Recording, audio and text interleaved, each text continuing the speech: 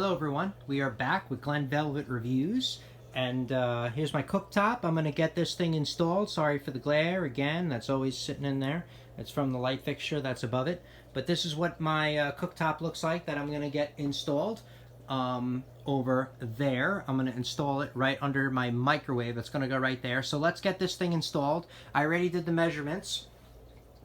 As you can see, I already did the cutout. So here's my cutout, here's my line. My line is in the back over there, and here's my other line, and my other line is going to be over there, and that's pretty much what it looks like. So I'm going to just trace that line out. I'm going to use a Sawzall to cut it because I'm cutting cement board and wood at the same time, so it's two different materials, and I find it's a lot easier just to use a Sawzall blade and cut right through it, or a reciprocating saw, I guess is the correct pronunciation or term, you can say.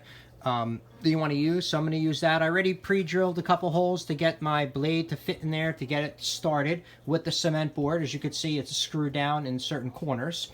So I'm going to cut the center out of it, and we're going to get that going. So let's get this going, cut out the center of it, and see what's up. So we're going to use the Sawzall for that, and let's start getting this thing cut.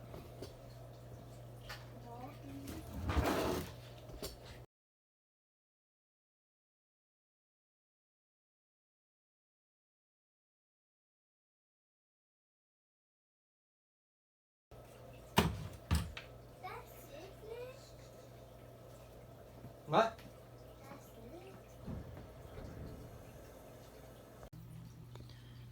All right, so I drilled out the hole.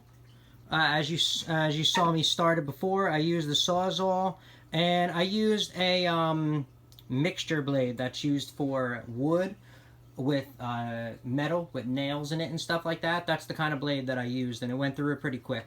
I tried to use a more fine blade to get a nicer cut on it, but it took forever. It took me just to get to this half, it took me like, I don't even know, 5 minutes. I was like, what the hell? And I was just running out of batteries like crazy, and the blade smelled like it started to burn.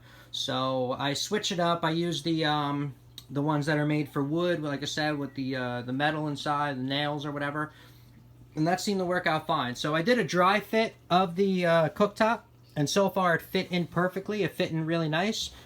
I had the cooktop's a little big, so that's why there's damage to my cabinet. I had to shave it a little bit.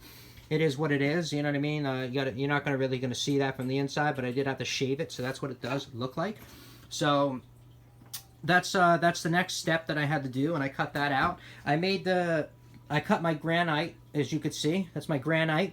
That's going to go around here, is my granite. So I'm going to put this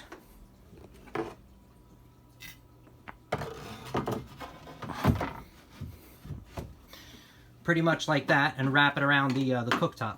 And I'm going to have granite tile going around the cooktop, which is going to be really cool. I think it's going to look really nice. So it'll look something similar to this. That's my sink with the granite around it, and I think it came out pretty nice, as you could see. So that's what we can expect for it to do, and so that's my update, on this right now.